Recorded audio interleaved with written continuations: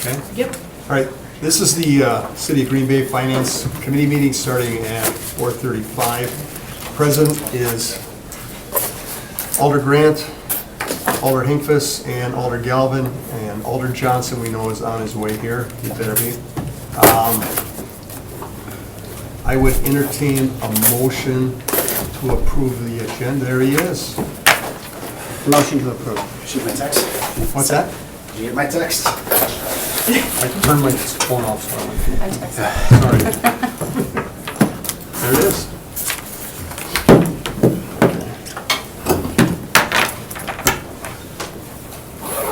We'll just give Alder Johnson a couple of minutes to set up. Sorry, just finished a press conference. Good one, I hope. Good. Nothing wrong with it.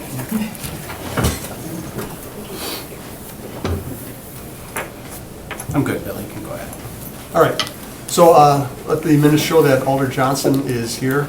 I'll entertain a motion on the agenda. So moved. Second? I need a Second. Second? Okay, all those in favor say aye. Aye. Aye. And that's approved unanimously. I'll entertain a motion on the minutes. So moved. A second? Second. Okay, and all those in favor say aye. Aye. Okay, on to Are we on finance? regular business. Consideration with possible action to appoint a finance committee chair. Nominate Grant.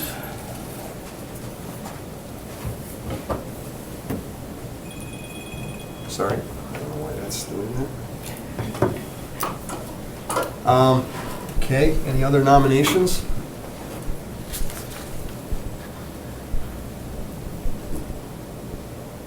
All right, Motion to close nominations. Do we have to have that motion? No, just close. okay. So Jennifer Grant is the chair. You want to take over? Sure. Okay. Well, you do have to vote. Oh, You just don't have to do a motion to close. All So right. you can do it by secret ballot, you could just go through a roll call and. I think we can do a roll call. Yeah. all those in favor say aye. Aye. Aye. Any opposed?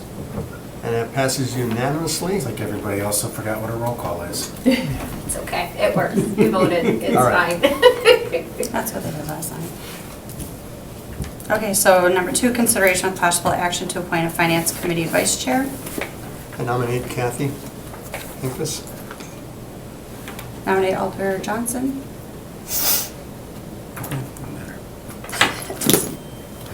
You want it?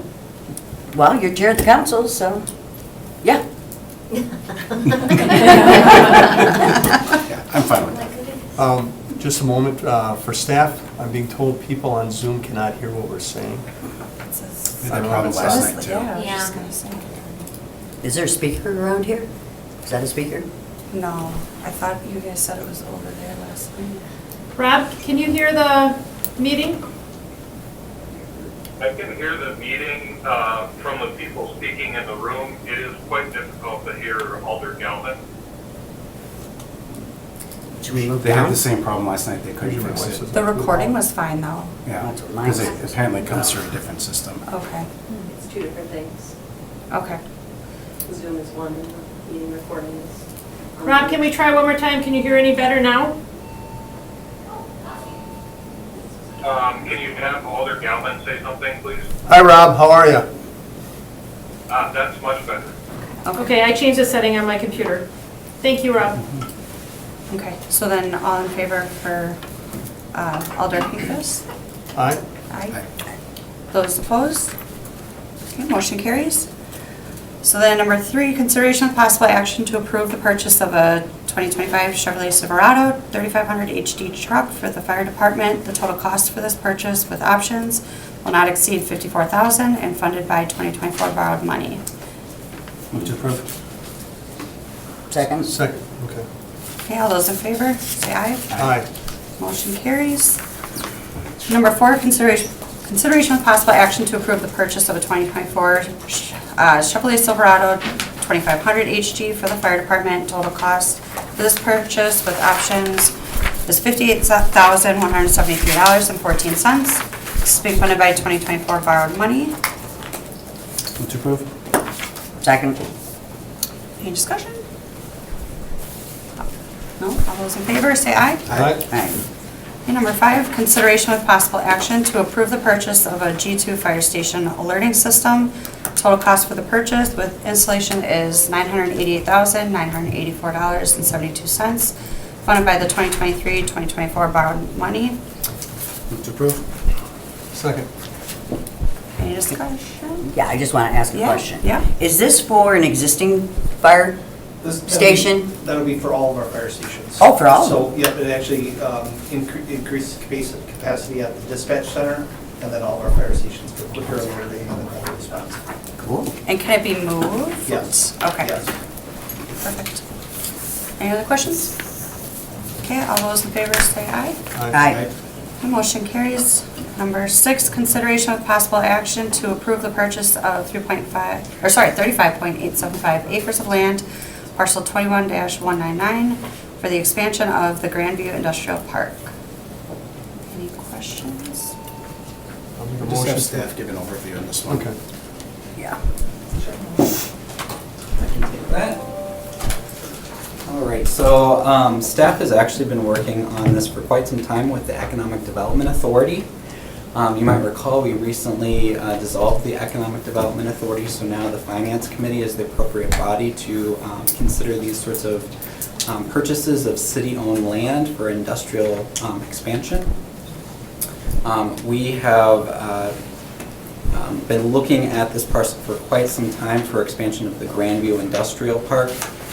The industrial land that we previously acquired for industrial expansion is pretty well developed at this time in the I-43 Business Center. The Grandview Industrial Park is kind of the next phase of industrial development on that side of the city. You might recall we recently approved a development agreement with Carnivore Meat Company, who took over one of the parcels that we own out there, and we currently have a planning option with another industrial manufacturer just east of Carnivore. So now we're kind of looking at additional land to acquire to further attract industrial developers. I have a few questions. Do we have an intended user yet, or are there any early discussions going on? We often have conversations with industrial developers. There's high demand for land that's ready to go, that's zoned appropriately, that's under the control of the city, but there's no developer industrial business that we can specify at this time that we can speak about publicly. But we would hope to possibly bring forward development agreements within the next year or two, maybe even faster. Sure. And is this, now this is being, TIF funds are being used to fund it? By the way, like I was on EDA when all these conversations started, wholeheartedly support this acquisition. So my questions are really just to obtain clarity. And so the TID is going to fund this acquisition. This is a 20-year TID. Is that right?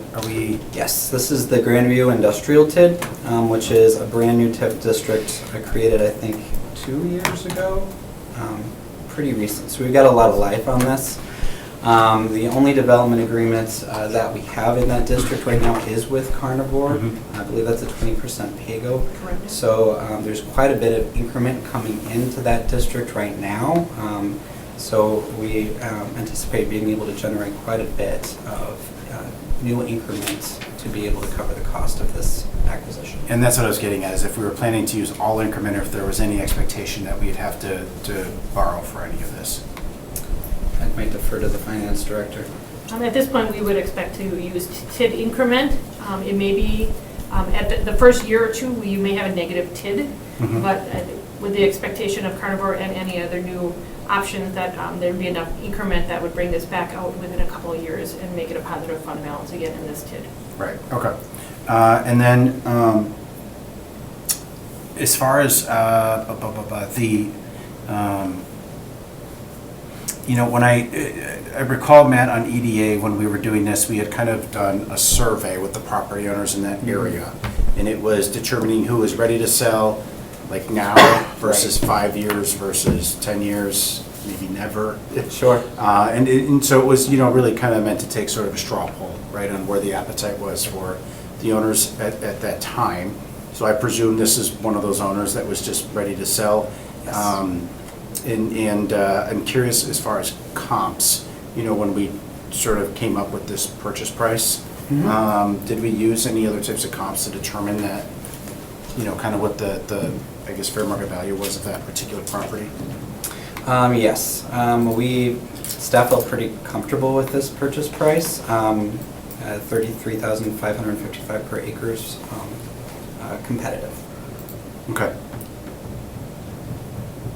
That's all I had. Any other discussion? Okay, I'll entertain a motion. Motion to approve? Second. All those in favor say aye. Aye. Alright, motion carries, sorry. Number 7, consideration with possible action to accept the Energy Efficiency and Community Block Grant for $159,610 with no local match. To approve. Second. Any discussion? Yes. So it's a grant with no match. Is that normal?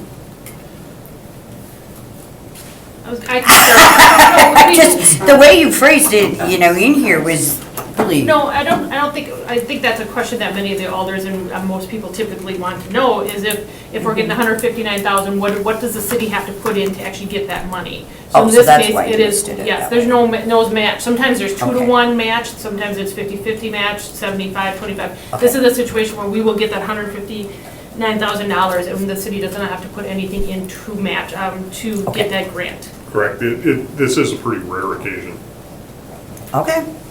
That's all I wanted to know, because it was just weirdly I worded. think it's just so. meant to show that there really is no city obligation if we decide to accept this grant.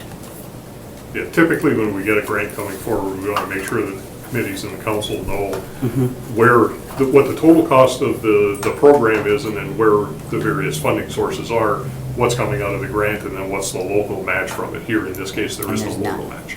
Okay. Perfect. Any other questions? Seeing none, all those in favor say aye. Right. Motion carries. Number 8, consideration with possible action regarding a budget amendment resolution for unbudgeted overtime for special events. To approve. I would ask just for Alder Hinkpas's, and I don't know if you're aware of these unbudgeted overtimes, but if staff could just explain real quick what this is. Yes, I can explain those. What happens is for 2 reasons, we do budget amendments. One, these are programs and events that we're not 100% sure that's going to happen and how much we're going to have to, how much revenue we're going to get in. So at that point, we prefer to do a budget amendment. And second, at the time of your budget, we have to do a calculation based off your budgeted expenses for expenditure restraint program.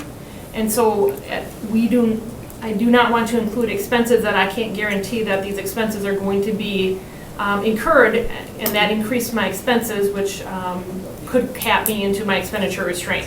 So I don't want to put in expenses and then an offset, because they're a 100% match. So for any expenses that we have for these type of programs, we get revenues. So it really inflates your revenues and it inflates your expenses. I just don't want to budget for them because I can't guarantee that we're going to get them. So when that happens and we do get a 100% match, then we do a budget amendment. It doesn't change the expenses or revenues, but what it does, it increases the budget for those 2 line items. So if so that now it looks like their expenses are higher, but now they get more of a budget, and their revenues are higher than they budgeted. We make an amendment. So they offset each other, but I don't want to budget for something that may not happen. So do you modify the budget then? Yes, You it do. is So truly. you make a yep, change. correct. Which- So even in our budget books and reporting, there will be an original budget, and then at the end of the year, there's something called the revised budget, and that is really based off any budget amendments that are approved through council. There'll be stuff like Packer games, 4th of July fireworks, and things like that, that you'll see a lot of these coming forward. Makes sense. Thank you. Any other questions, discussion? Okay, see none, all those in favor say aye. Aye. I only had a first on that one. Did you have a second? Oh, I didn't have a second. did we not even- sorry, Brian apologize. Alder Johnson had the first. Oh, that's right, and then you had a question. Okay, so do we have a second? Second. Okay. Do we need to revote then? Sure. Okay, all those in favor say aye. Aye. Thank you. Okay, motion carries. Number 9, consideration of possible action to approve a 3-year agreement with Waste Management for dumpsters at the City of Green Bay sites. The annual cost of the purchase is $59,533.56 for 2024. Any questions? Move to approve. Second. Any discussion? Okay. All those in favor say aye. Aye. All right, that motion carries. And then number 10, consideration with possible action regarding the Q1 of 2024 general fund overtime report compared to budget. I can start this.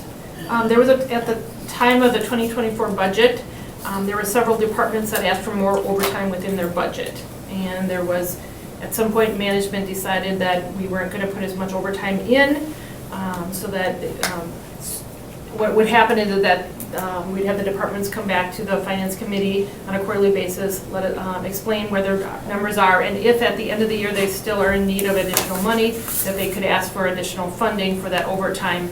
But what would happen is that the number was either reduced or wasn't as big in a 2024 budget.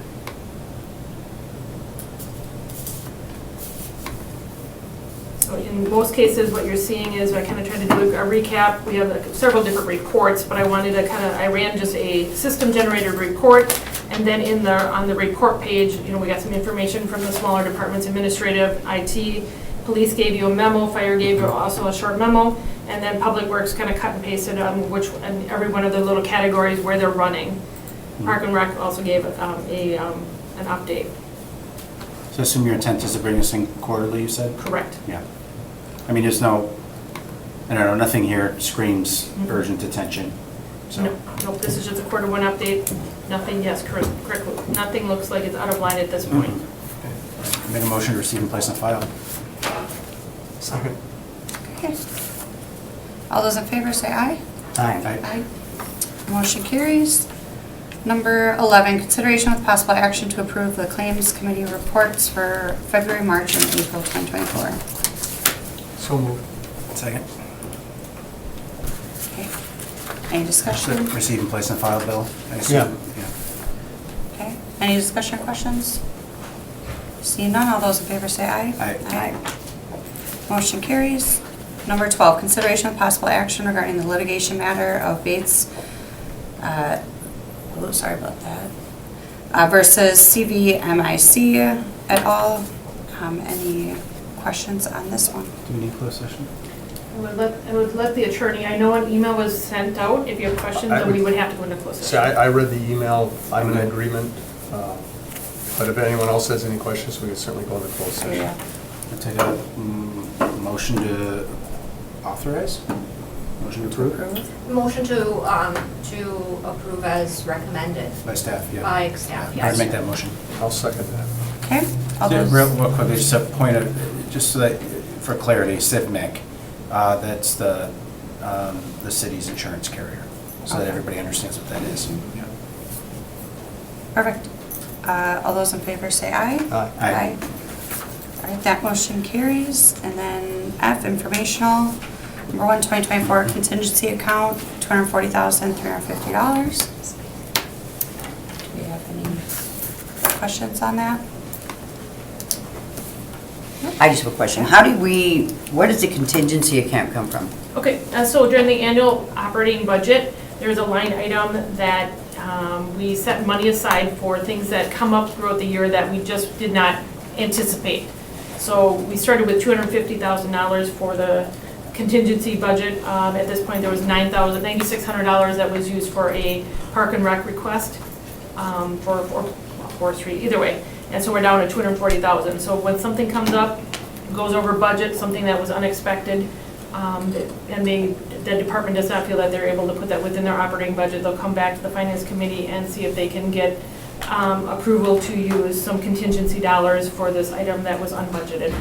So this is truly the general fund operating budget, a contingency that we set aside. Okay. So like the overtime then wouldn't have gone through the contingency because? It's budgeted.